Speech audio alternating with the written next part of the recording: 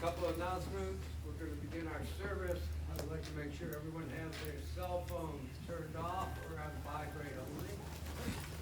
Secondly, we're going to begin our service with military honors. I'm going to ask those who are able to rise. If you have served in the military and been honorably discharged or are currently serving in the military, you may perform the hand salute. Please rise at this time.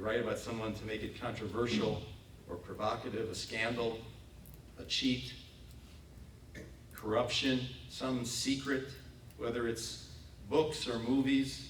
Writers are always looking for something that will get people to read their work, generate interest, shock people. Oh my God, I can't believe that. A secret life. Someone who has some deep, hidden conflict or skeleton in their closet, some terrible inner issue that they struggle with. Controversy and conflict is what sells. There is no magazine, and there is no scandal website, and there is no National Enquirer that's going to be interested in Barry Chesler. I can just see the writers of this script trying to sell Hollywood on this story. This young man marries the girl he meets in junior high school. He goes to school, he excels in his career, he contributes to the community, he's a role model to his kids, committed as a son, sets the world's record for warmest smiles, for treating others decently, kindly, being honest, most consistent, fighting for fairness, and being reliable. I can see the powers that be saying, are you kidding me? We can't produce this script. Who's going to watch this movie? There's no dilemma here. It won't sell. There's nothing here. Wrong. There's everything here. Everything is right here. There's nothing to say, there's everything to say. I mean, I recognize the problem. There may be a limited Hollywood audience who wants to know just how early did Barry have to wake up to get his workout in before he went to work every day? If I were ever up really early in the morning, feeling industrious and hardworking, I always knew Barry Chesler was up earlier than I was. And if I was ever awake late, real late, till the early morning, I knew Barry Chesler was already ahead and awake on his treadmill, whatever machine he would work on. You see, I look for stories that Hollywood doesn't want, or that Hollywood doesn't think will sell. I'm looking for all of these years of sustained goodness, and that's Barry Chesler. He was a problem solver. He got things done. He was at his best when assessing a problem, determining a course of action, and guiding you in making a plan. That's what he was for you, Becky and Jody. Help you make a plan, a guide, someone you could always speak to and rely on. He was disciplined. He was consistent. He was upright. He was honest. He was hardworking. Barry believed in getting the job done and done correctly. If you're going to do something at all, do it right. Barry believed that. On Yom Kippur, he'd come to make the minyan 8:30 in the morning. Whenever the service started, he made it, and he would be there the entire day. That was his joy. You could see that was his satisfaction on Yom Kippur. He couldn't come to shul every Shabbos, but when he did, he was there first thing in the morning to make the minyan. It was his way. If you're going to do it completely. Immerse yourself in it. For Barry, life was a series of tasks to be performed and to be completed, and doing it well. There was no task too small or too large for Barry. In the store, whether it was something to check in the financial records, the accounting, making sure the books balanced, or whether it was a bag that needed filling or cleanup on aisle 5, there was a task to be done, and it needed to be done correctly. Barry put on no airs. There was none of this, let someone else do it. He rolled up his sleeves. To Barry, life was made up of different tasks, mission to be completed, another task to be performed and to be done properly. In the store, to be sure, but caring for his mother, caring for his parents meant do it properly, being responsible and dutiful. He wasn't in your face. He was solid and he was steady. He was a serious face, but with a warmth and with a compassion. He had a serious handshake. His appearance was neat, it was trim, his hair was short, and I always thought there was a hint of a smirk or a grin around his mouth. He could both initiate and respond to a sense of humor. He was the one who ran the largest hot dog contest, right? He had a mischievous side to him. He looked you straight in the eye. I found his voice engaging and direct. He never swore. Of course he didn't swear. This is not a script that Hollywood is going to buy. The only time I felt he didn't sound like himself was on his voicemail at work. If you call Barry and he was away from his desk, he must have had a practice. a recorded message. This is Barry Chesler. It's like someone who was totally uncomfortable in that situation. This is Barry Chesler. You know it's true. I'm totally unlike the way he talked. He had to be away from his desk at times. He was never away from the things he focused on in his life. Family, work, commitment to his values. He was a man who was trained in numbers, but who believed in people. He was into details. As I said, the small things mattered. He would line up the products in a certain way. Even when away from the store, he wanted things in order, because you can take the man out of the store, you can't take the store out of the man. Honor and duty. He served in the National Guard. It was a source of pride for him. It was his loyalty. He understood what loyalty meant. Loyalty didn't mean that you skip and you quit and you stop and you move because you have a moment of indecision. Loyalty for him meant a lifetime of commitment. You saw it when he recited the Pledge of Allegiance. He fought against anti-Semitism and for justice. He was morally offended for the incidents on college campuses. He was passionate about his beliefs, and he put an effort into the task at hand. The one task I thought represented him so much was when he delivered matzah to all the Jews in Cuyahoga County. Every single Jew in Northeast Ohio. I believe the matzah run represents everything that was buried. It was efficient. It was comprehensive. A little bit obsessive. It was thorough. There was zone 1, zone 2, and zone... I think that his data for the matzah run was used by the U.S. Census every 10 years to determine the matzah eaters in this part of the country. And most of all, it was a mitzvah. Barry Chesler believed in a mitzvah. He took care of people. He made sure people were okay. He made sure people were okay. That was his mitzvah. He would deliver to people's homes from the store. He'd respond to special circumstances. He'd hear people and their needs. He was ahead of his time. He was DoorDash, Instacart, and Santa Claus all wrapped up. Can I say Santa Claus? Hanukkah Harry. I'll do Hanukkah Harry. Park Synagogue was his mitzvah. The Jewish News was his mitzvah. The Solon Chamber of Commerce was his mitzvah. Menorah Park was his mitzvah. But every individual task was his mitzvah. He had 3 admirers. He had many admirers.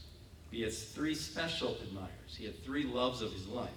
So devoted to you, Lynn, he never wanted to let you down. He worked, he wanted and needed you in his life. He took care of you and wanted you to be taken care of. As in every other area of his life, he had a plan for you. Maybe it was his first plan, serious plan in his life, because he met you at 13, married you at 14. No. I'm still trying to get this into Hollywood. You see, I'm still trying to put something in this story. Can't. Didn't marry you at 14. I'm going to put that on the right. You knew each other literally since you grew up. I mean, you grew up together. You matured together, and of course you fell in love with him. He was kind. He was wonderful. He was Barry. And of course you fell in love with him. You learned from each other. You were different, of course, but you learned from each other. You respected each other. You had chemistry. You had humor. There were 2 of you, but people looked at you and saw 1 of you because you were emotionally attached to each other. And Becky and Jody, you came to your dad to laugh. You came to your dad to cry. You came to your dad to think and to plan and most of all to do the right thing. He wanted you to choose your path in life. He didn't try to make you into him, but he taught you the importance of doing it right. A job well done. Jeremy put it great that he had muscle memory, like an athlete, memory of doing the right thing, of making the right decision and following through. It was instinctive in him. He believed in education for the kids, to make the best choices for education. He would give you that education, the 2 daughters, and support you, but he wanted you to be resourceful as well and put in something for some of your expenditures into the budget. You made him proud. You made him feel good. You sometimes made him scratch his head a little bit, a little exasperating at times, but you made him feel loved. He was committed to his nephews as well. And he called his sister every Friday, his favorite sister, every Friday. The individual actions on his part, they were buried. They were part of who he was. A strong, proud Jew, an American, a son, a brother, a husband, a father, a grandfather. The grandchildren, being your grandpa, became a remarkably loving part of Papa Bear's life. He was a loving parent. He had now became a loving grandparent and so savored every moment with you. He believed that you, the grandchildren, were going to have wonderful lives, and he was going to savor it every day of his life. Did he tell you he loved you? I know he did. I know he did. This is a good script. It's a great script. And I don't care whether Hollywood buys it, I buy it. And all of us buy it. Best screenplay of the year. I'm sorry for the part that went off script. It went off script. There were scenes in there you didn't expect.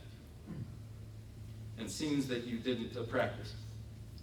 Because in real life, not all scenes are left edited on the cutting room floor. Some scenes get in.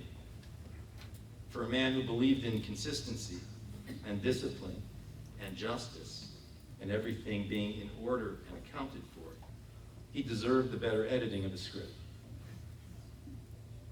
What do you do when the scenes of your life seem foreign? What does one do when the play or the movie of our lives goes off script? I know what you did. You loved him more.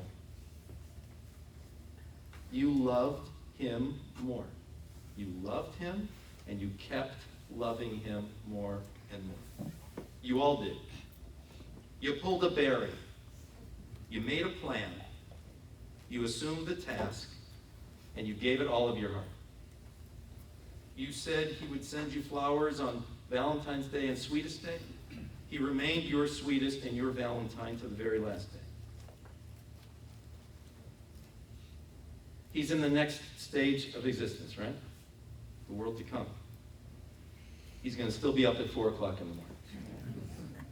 The shelves better be clean, or else he's going to clean it. Barry, job well done. He lived with a good name, and he died with a good name. Jody? Or Becky, Jody, I don't know who's going to do next.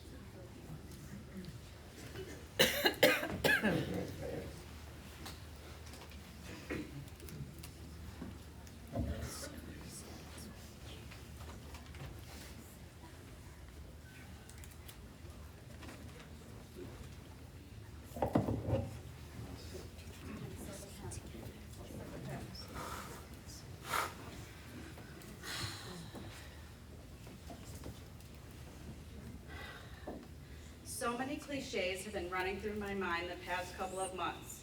There is a reason why they are out there and that people say them all the time. It's because they had meaning, and lately they have had a profound impact on me. First is, it is what it is, and these were the cards that we were dealt with. Our dad didn't choose dementia. He didn't choose to prolong his death. No one decided that my dad should get this horrible disease. It is what it is. When Dad was first diagnosed, we embraced what was handed to us. We dealt with the progression, we dealt with the changes, and continued to love him throughout every stage. We made sure that he received the best care, most support, and felt comfortable at all times. All of the caregivers at home and those away grew to love my dad. My dad, even in the past 2 months, showed his true personality that the nurses and aides loved to see, including big eye rolls when Mom would sing to him, or the friendliest wave when someone came into his room. Second is, and I've heard this several times lately, only the good die young. That was our dad. He was the definition of good. He was good and he did good. Dad was selfless, helped others, whether it was in the grocery stores or on a community board or in everyday life situations. But what he did best was to take care of our family. He did really good. He made sure his family was always taken care of in the present and in the future. He dotted all of his I's and crossed all of his T's when it came to us. But Mom, Becky, and I were definitely put to the side when Jeremy, Ari, and Carly came into the picture. He not only did good for them, but he did exceptional. He was, as I said in my speech in Ari's bar mitzvah 2 weeks ago, all of our biggest cheerleaders. And rooted for us in every situation. Only the good die young. Third is always do the right thing. The biggest lesson that my mom and dad taught us, and I tried to live my life around it and teach my kids. Dad would say, it may not be comfortable sometimes, it may not be what you want at the moment, but doing the right thing doesn't have consequences. Feels great in the end and outweighs any uncomfortable feelings. I cannot thank him enough for this life lesson. To us, what we saw, Dad always did the right thing. And I promise to all of you here to give back what you have given to us, especially lately, and do the right thing in return. And the last cliche that I continue to be reminded of is people come into your life for a reason, a season, and a lifetime. Clearly, my dad has come into my life for a lifetime. His beautiful legacy lives on and will continue to live in our hearts forever. I want to believe that everyone here has come into my dad's life and into our lives for a reason and a lifetime. All of you have been in our community and have supported us before this journey, through this journey, and if you are meant to be with us for a lifetime, that you will continue on our journey. The people that have come into our lives for a season, we will continue to learn from them, figure out their purpose, and be grateful for what they are able to provide us in the short time together. For whatever category you fall into, we, my mom, Becky, Jeremy, Ari, and Carly, and I are beyond grateful for your kindness, support, love, and selflessness during the most difficult time in our lives. We are truly heartbroken to have lost the best dad and grandfather anyone could ask for. I love you, Dad, beyond words, and so lucky to have been chosen to be your daughter for almost 48 years. I promise I will continue to honor, respect, and cherish you for as long as I live. Good night, sleep tight, and I pray that you knew up until the last breath how much I loved you so.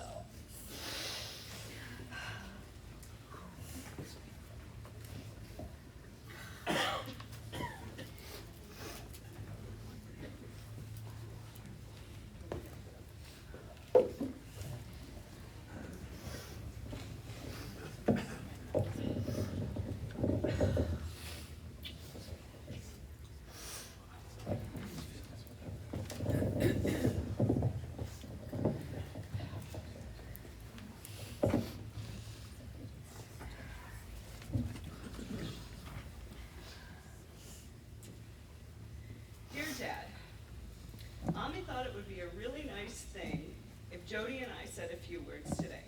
So I decided to listen to her, and I'm going to share some memories that people might not know about you and our father-daughter relationship. Let's start with the memory that everybody wants to hear about. Yes, Dad and I were the ones who delivered the chocolate-covered matzah. After all these years, if you didn't know it was us, well, the secret's out. It was always the Sunday before Passover, rain or shine. I'd had to be at Lynn and Barry's at 6 a.m. When I got there, Dad was always in the car ready to go. Clipboard and pen on the passenger side, waiting for the day to begin. Dad had the route mapped by zone. I would read the name, he would drive, then when we got to the house, I would hop out and put the box in the door. We often saw some of you at your best, even though you didn't see us. So you know, the box of matzah was straight from the case. The case wasn't opened until we got in the car, so it was safe to eat. For those of you who threw it out because you didn't know it was for us, thanks a lot because you wasted a lot of Dad's money. For those of you who did open it, Dad and I hoped you enjoyed it. Well, we're talking about driving.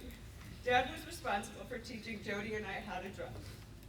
I turned 16 in 1988, and at the time, Dad was driving a Lincoln Town Car. I'm sure all of you know the size of those late 80s town cars. If you're too young to know the size of that car, Google it later, you'll understand.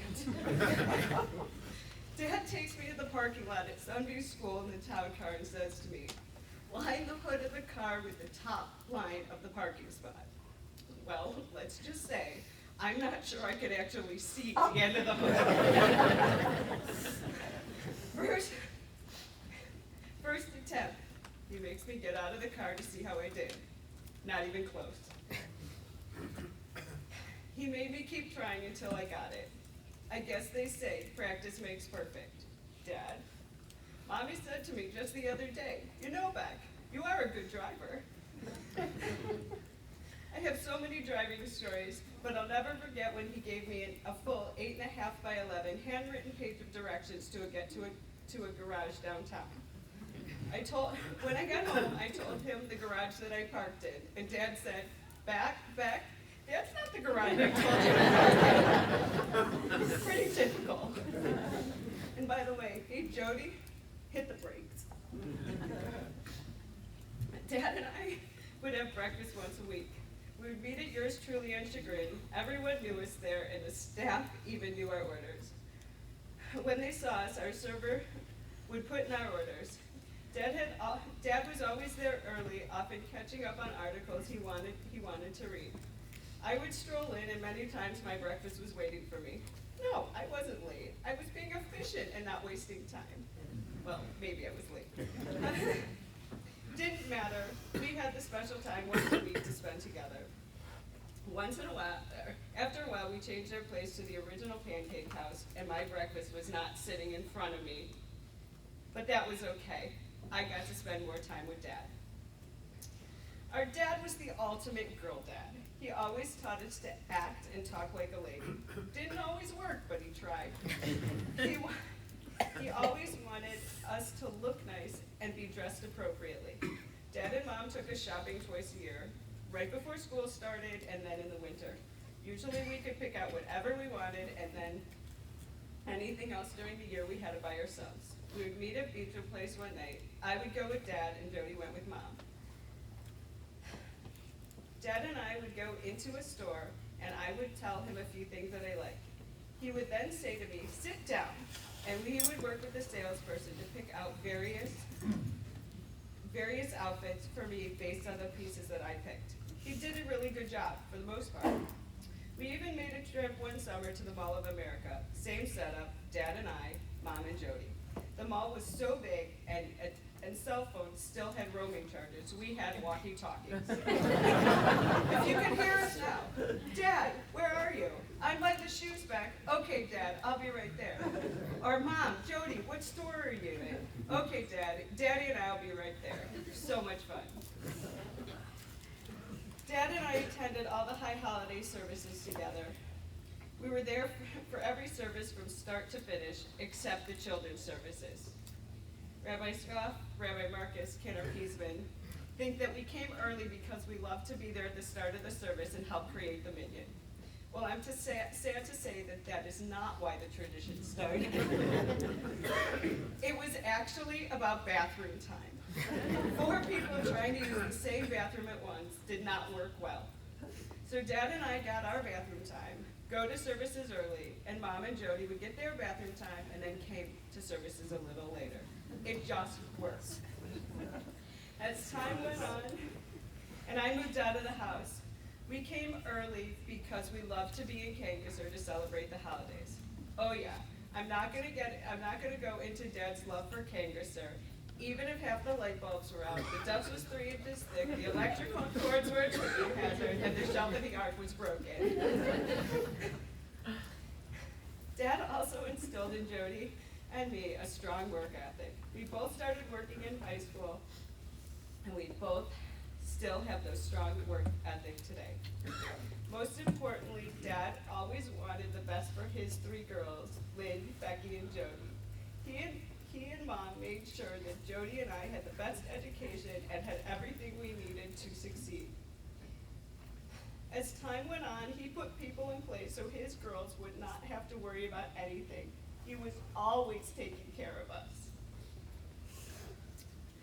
As you are well aware, Dad was respectful and respected. He was an amazing person in the community and an even better husband, dad, and grandfather. He was extremely considerate as well. He held on to be with us for Ari's bar mitzvah, even though he was not physically at the bar mitzvah, and he even waited until tax season ended and all the other April tax deadlines were met before taking his last breath. Thank you, Dad. So many memories I could share with you about this man that I had the honor and privilege to call my dad. But we would be here until his first yahrzeit. I'm going to conclude by saying thank you, Dad, for the 50-plus years that we had together and all the things that you taught me. My hope now is that you can remember all the wonderful things about your life. You were loved by so many people, and you loved so many people, especially Daisy, Ari, Carly, Jeremy, Debbie, Lynn, and Becky, in no particular order. I love you, Dad. Love, Rebecca. P.S. Dad, Jody and I still get the Jewish news, and I will remind Mommy that she does not have to change the will.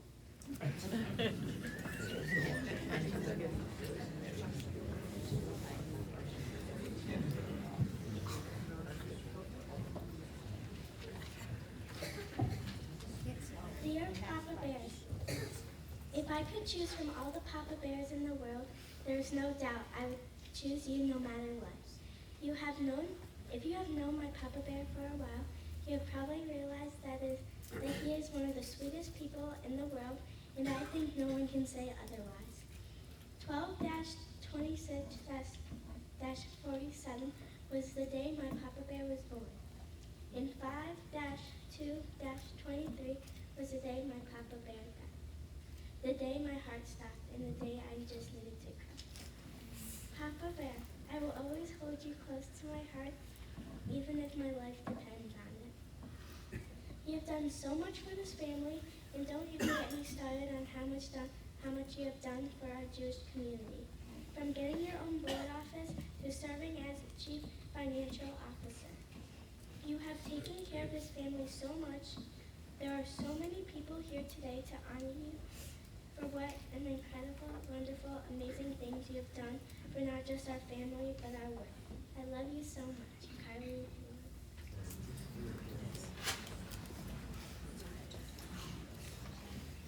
David?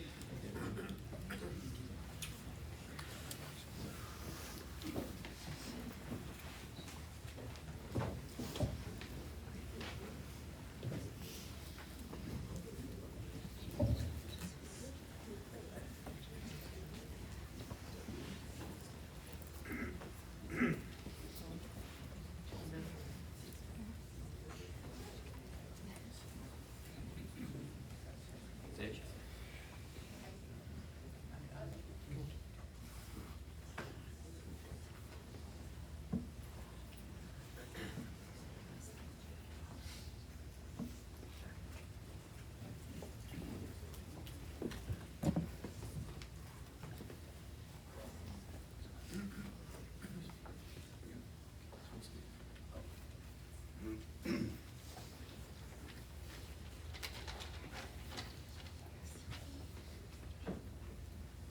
My mother,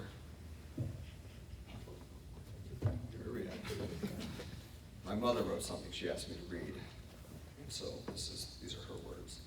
And I asked my brother to be up here with me because I don't know if I'll get through it. So, here we go. Barry Robert Chesler, my favorite brother, I miss you. My favorite brother, thank you for being born so Daddy could play catch with you instead of me.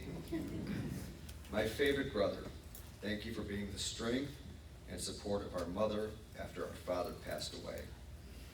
Thank you for coming to the hospital when Michael had emergency surgery and making funny faces on those latex gloves and making the face pretend to talk and make us smile. Thank you for arm wrestling with David to show off those bouncing, strong Chesler muscles. We did do that all the time, and ironically, I totally forgot that. until last night when I did that with Ari.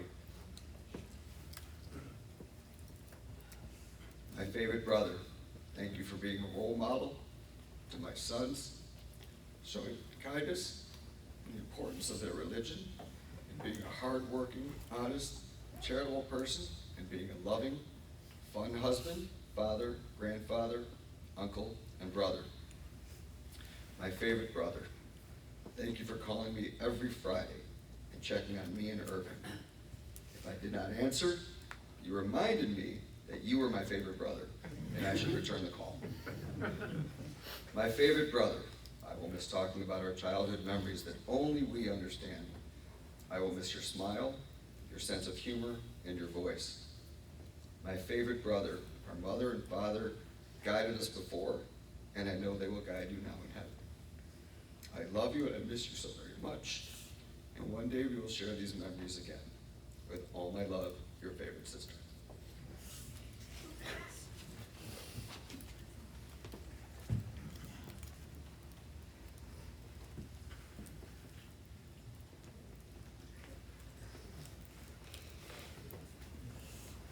Please rise for the memorial prayer.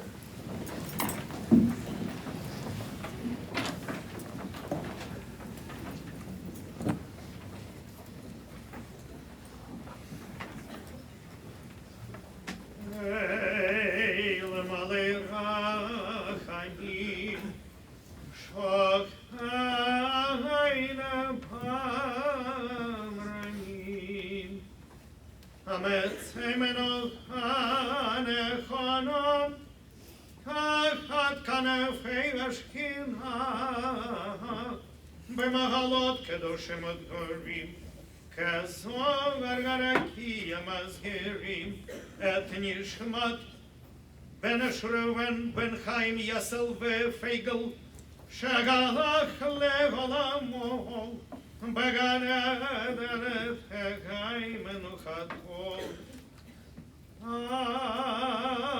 הנבא לרחמים, אז תראו בסתר כנפיך לעולמים, ותצרור בצרור החיים את נשמתו, אדוני ונחלתו, וינוח בשלום על משכבו, ונאמר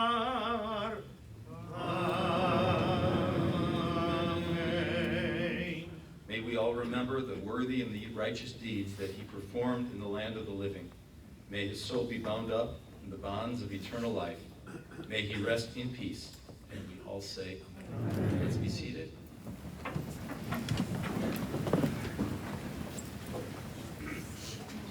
We want to offer our condolences to Lynn, Becky and Jody, Ari and Carly, Judy and Irv. Family will be receiving visitors for the Shiva visitation following the burial portion of the service. Of course, we're going to move now by processional to accomplish the burial portion of the service. And then the family will be receiving friends for Shiva until 8 p.m. today. Tomorrow, Tuesday, and Wednesday will be from 1 to 4 and again 7 to 9. Again, Monday, Tuesday, and Wednesday, 1 to 4 and 7 to 9. Today until 8 p.m. At the family residence, 435 Blossom Lane in Orange. 435 Blossom Lane in Orange. We're now going to pause for a moment to arrange the processional to take us to the burial spot. Please remain in your seats for another moment or two. The pallbearers should now come forward.